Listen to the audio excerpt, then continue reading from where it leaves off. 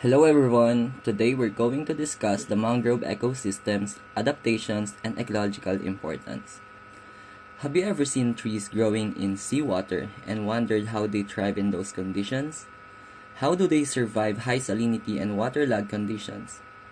Today, we'll explore one of the most fascinating and resilient ecosystems, mangrove forests. Mangrove trees thrive in coastal environments, serving as nature's frontline defense against storms while providing shelter for marine life. In this lesson, we'll discuss how mangroves adapt to their harsh environment, their classification, zonation, common species in the Philippines, and their ecological and economic significance and the threats they face along with conservation efforts. Now let's start by discussing mangrove adaptations. Mangroves have adapted which allows them to survive in extreme conditions. First, let's talk about their leaves. Unlike regular trees, mangroves are exposed to salt water, which can be harmful to ordinary plants. Many mangroves adapted to have salt-excreting glands on their leaves, which allows them to get rid of excess salt.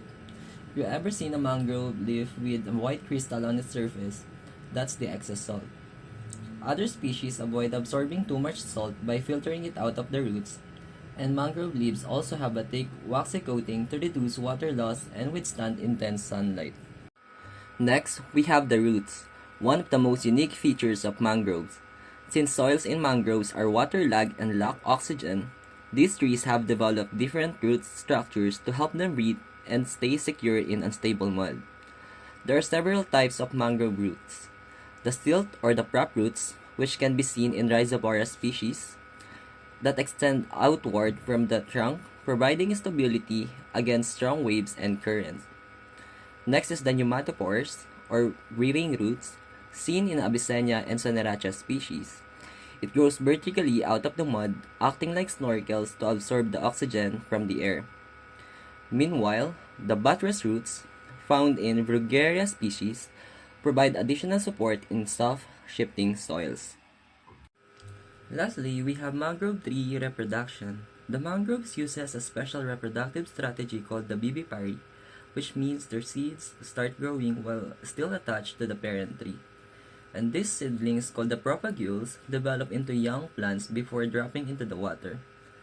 They float until they find a spot where they can grow, which increases their chances of survival. Now let's move on to the mangrove classification.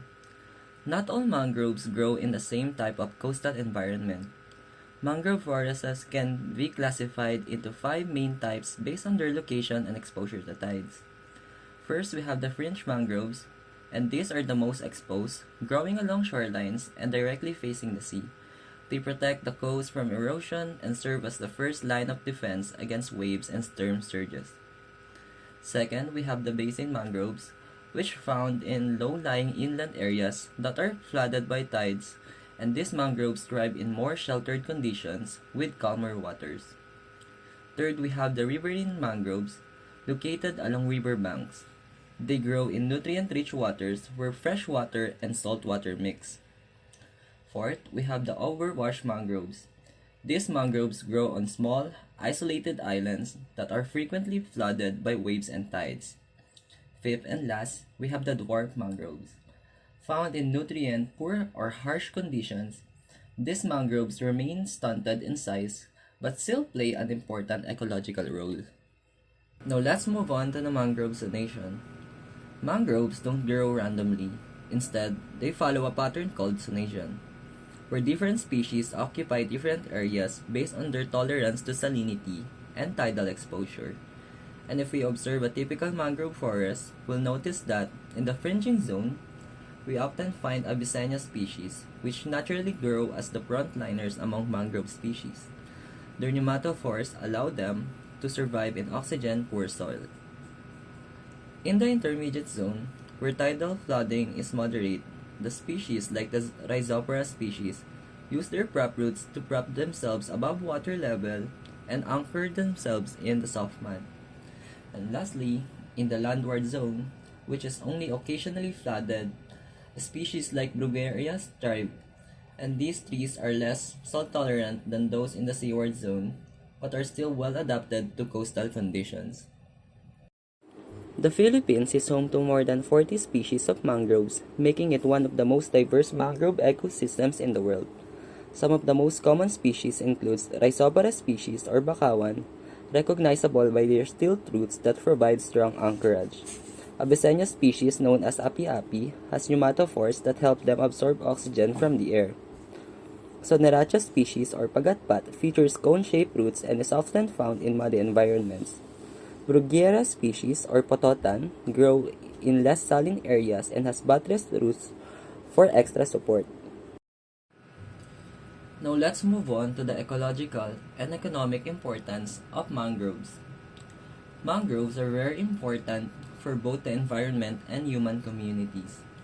Ecologically, they serve as natural barriers that protect coastal areas from typhoons, storm surges, and erosion. Their dense root systems trap sediments, stabilizing shorelines and preventing land loss. The mangroves are also commonly known as nurseries for many marine species, including fish, crabs, and shrimp, providing shelter for food and juvenile organisms. Additionally, mangroves play a crucial role in carbon sequestration, absorbing large amounts of carbon dioxide and helping mitigate climate change.